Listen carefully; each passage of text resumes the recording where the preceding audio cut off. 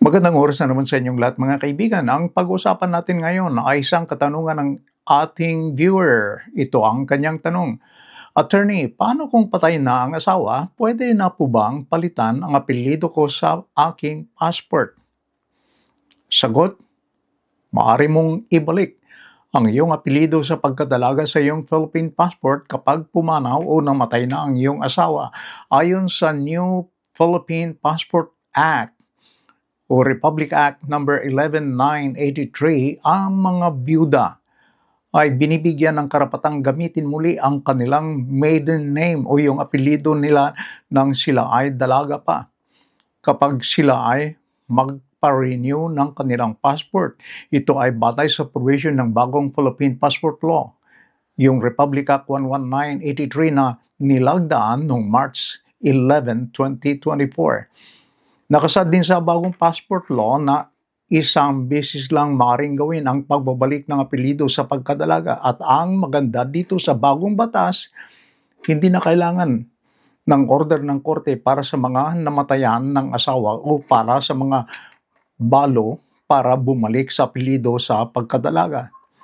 Ang kailangan lamang ay ang Certificate of Death na in-issue ng Philippine Statistics Authority o PSA. At kailangan din yung birth certificate na in-issue ng PSA para patunayan ang iyong apelyido bago ka nag-asawa. Dito makikita na ang iyong apelyido sa pagkadalaga sa pamamagitan ng iyong birth certificate. At kailangan yung kasalukuyang passport. Any valid ID, ganun din, na in-issue ng government na nagtataglay ng iyong apelyido sa pagkadalaga.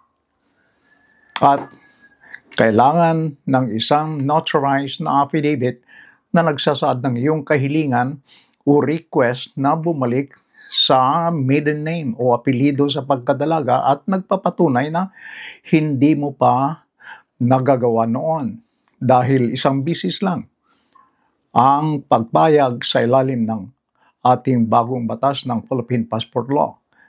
Kapag napalitan mo na yung apelyido sa pasaporte, dapat mong i-update din ang mga record sa iba pang agency ng government. Kapag hindi mo i-update ang iyong record sa mga iba't ibang government agencies, ikaw ay magkakaroon ng problema sa mga transaction at benefits. Kaya mahalaga rin na i-update mo ang iyong record.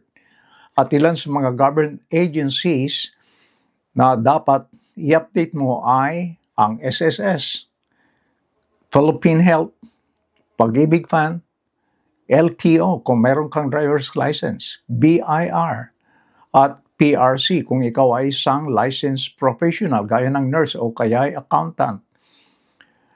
At dapat na i-update mo kaagad para hindi ka magkaroon ng problema in the future. Sana nasagot ko ang iyong tanong base sa information na iyong ibinigay. Sa ating mga viewers, kung hindi pa kayo nakapag-subscribe, please subscribe. Paki-like na rin ang ating video.